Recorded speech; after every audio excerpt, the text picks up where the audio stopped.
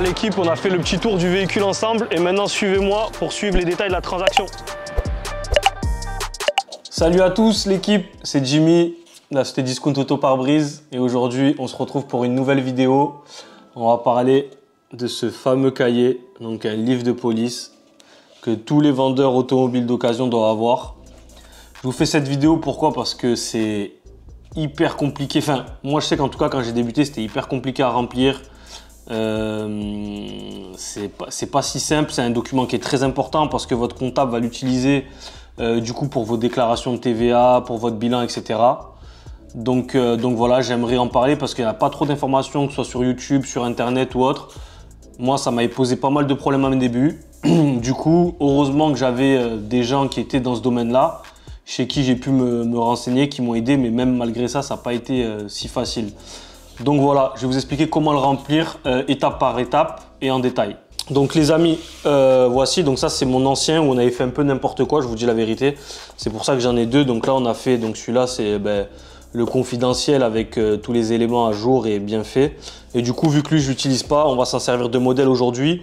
Sachez que ça c'est un livre de police que vous pouvez retrouver par exemple chez Bureau Vallée, chez Office Dépôt pour entre 40 et 50 euros. Sinon vous pouvez l'avoir sur Internet, sur Amazon ou différents sites. Donc voilà, je vous ai pris quelques exemples. Donc en gros, il se présente comme suit, voilà, comme ici. Donc en gros, il faut le distinguer en deux parties. Vous avez la partie entrée qui s'arrête ici. Donc là, ce sera toute la partie quand on achète le véhicule. Et après, vous aurez la deuxième partie qui est ici, sortie. Et là, c'est quand on vend le véhicule. Et je vais vous expliquer tout ça dans les détails. Sachez bien qu'à l'avance, ça, vous devez le faire tamponner auprès de la gendarmerie ou de la mairie. Et vous devez avoir sur chaque page des tampons comme ci joint. Donc ça, c'est à faire quand vous avez votre cabis avec la pièce d'identité, c'est obligatoire. Du coup, on commence par le commencement. Imaginons que j'ai rentré une voiture, donc la voiture numéro 1. Donc je mets le numéro 1, donc là, ça se suit toujours. Hein. Numéro 1, numéro 2, numéro 3. Numéro 1, la voiture, on l'a achetée le 9/11/2023. Date d'achat et de dépôt, classique. À qui on l'a acheté? Donc là, par exemple, si c'est un particulier, j'ai mis un nom au hasard, Pierre Dupont avec son adresse. Si c'est un professionnel, par exemple, vous l'achetez chez Peugeot à Montpellier, vous tapez Peugeot Montpellier avec l'adresse. Autre catégorie, nature et numéro de la pièce d'identité. Si c'est un particulier, vous mettez donc du coup son numéro, par exemple, si c'est un passeport, numéro de passeport, la préfecture de délivrance et à la date de délivrance. Si c'est un professionnel, vous mettez le numéro de cabis, enfin l'extrait ciré par exemple. Le genre VP, donc ça c'est véhicule particulier, vous le retrouvez sur la carte grise. Je vais vous donner exactement les éléments. Donc du coup c'est la carte grise, donc ce sera le J1. Il faudra garder la colonne J1 sur la carte grise. La marque du véhicule qu'on a acheté, donc une Peugeot 207, donc là ce sera catégorie D1 au niveau de la carte grise. Le type, donc le type sera la catégorie D2. Donc c'est un ensemble de chiffres et de lettres qu'il faudra reporter dans cette case-là. L'immatriculation classique. Donc ça, ce sera l'année, donc carte grise dans la catégorie B. Donc immatriculation. Non, pardon, oui, voilà, c'est ça. Non, immat catégorie A, excusez-moi, de la carte grise. L'année, ce sera catégorie B, donc jour, mois, année du véhicule. Numéro de série, le numéro VIN. Donc ça, c'est la case E de la carte grise. Donc là, vous remplissez bête et méchant. Provenance, si ce n'est pas un véhicule importé, vous mettez France. Si c'est un véhicule qui vient d'Allemagne, vous mettez Allemagne. Ou autre. Le kilométrage. Le prix auquel vous l'avez rentré. Donc là, par exemple, c'est 1000 euros. Le mode de règlement, donc on l'a payé en virement. Donc le jour même, le 9/11/2023. Donc ça, c'est fait pour la première partie. Dès que vous avez vendu le véhicule, vous passez à la seconde partie. Et donc, vous mettez la date de vente du véhicule. Donc là, par exemple, j'ai mis le 16/11/2023.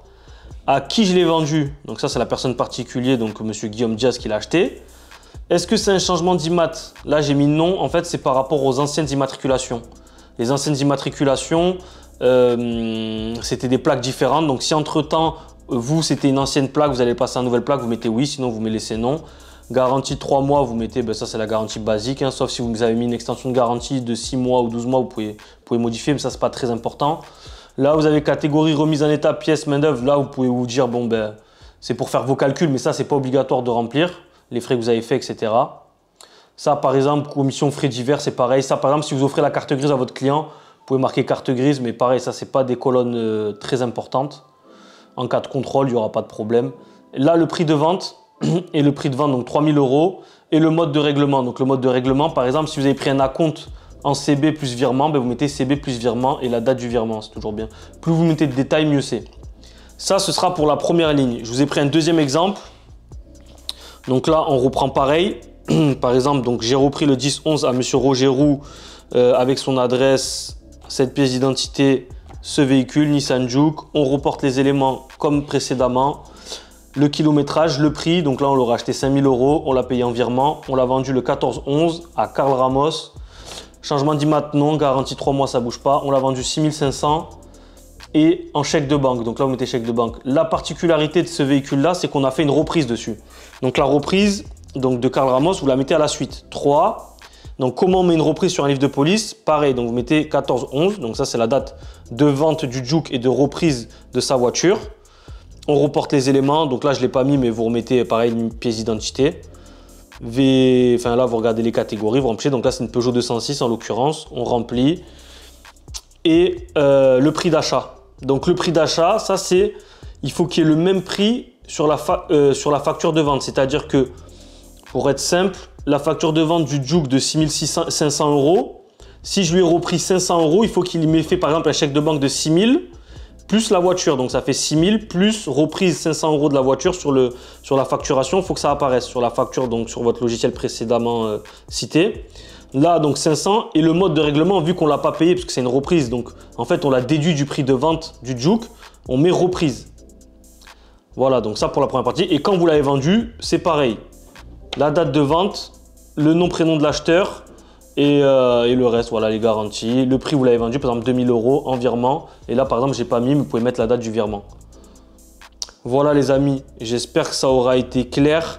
Si vous avez d'autres questions et que je voulais fasse une autre vidéo par rapport à ce cahier-là, donc ce livre de police, n'hésitez pas à me le dire dans les commentaires.